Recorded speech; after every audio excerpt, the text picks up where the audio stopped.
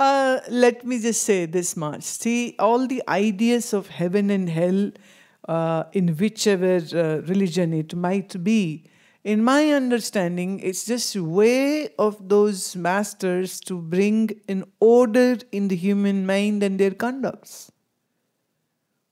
From the, I would say, Vedic perspective, when the hell and heaven is talked about, it's not about physical or a heavenly plane somewhere in the stratosphere. It's more about state of the mind of that person. In Semitic religions, heaven and hells are eternal. But in Buddhism, Hinduism, Sikhism, the heaven and hells are not eternal. It's like a person would be there until a period of time as per the sins or the pious actions of the person. And then it's time to move on. And to move on means to have a physical body. Because even if the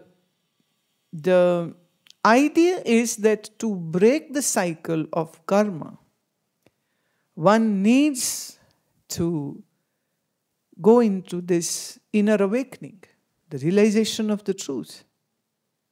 Until that happens, let's say, when somebody has a nightmarish dream, it's not less than a hell. I was recalling this incident which happened.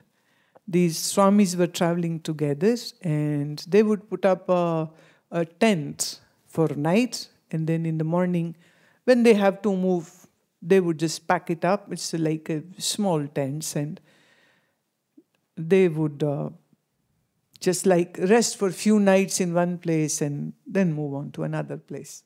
So one night, the sadhu was sleeping in his tent and the other sadhu was sleeping in their tents, and in dead of the night they are hearing these screams and save me, save me, save me, save me, save me. And they all woke up and startled and they ran towards the tent from where this noise was coming. And when they entered the tent, the sadhu was sleeping on his bed, and yet he is making so much noise. And he's like skin gone white with fear, and he's trembling and he's crying. At the highest pitch he's saying just one thing: save me from the crocodile, save me from the crocodile. And they all laughed. He's having a dream, a nightmare. So they just laughed. But at one point, somebody said, let's wake him up. It's too much of agony for him. So they shook him hard. Wake up, wake up, wake up. So the sadhu wakes up. And he's startled because there is no river, no crocodile, nothing. And his legs are fine because just a moment ago, his leg was in the mouth of the crocodile and was biting hard and his blood was oozing out. And he had seen the death.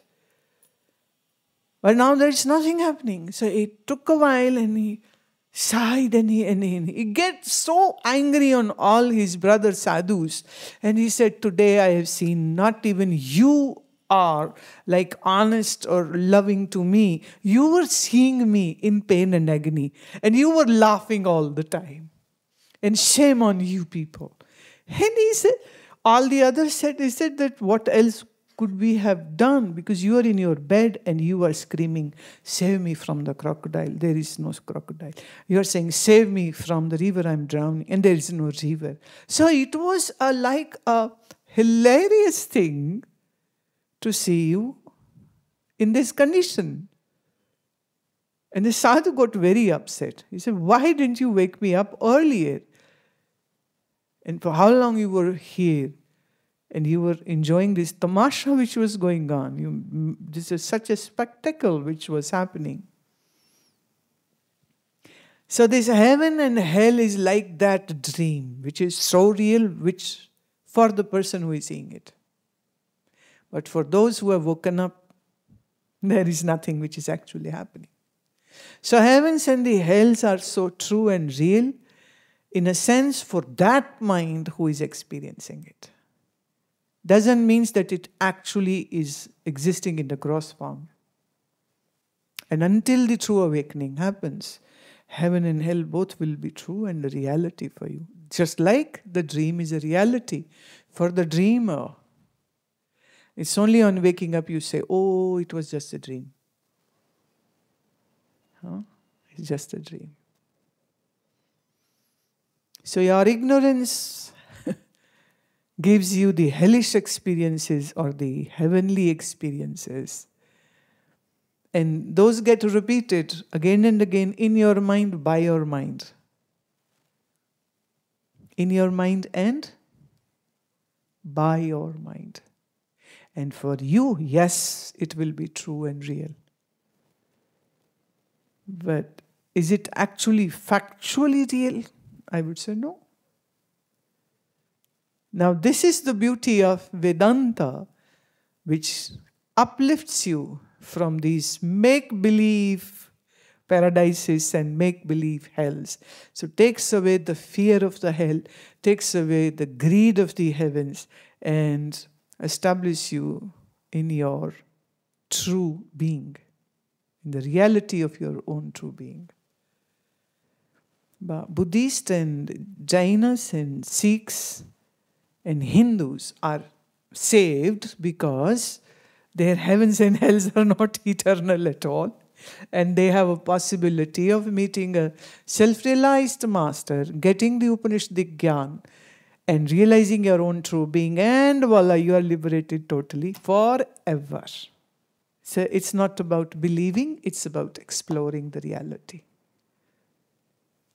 So inch by inch, it's like discovering your own true self.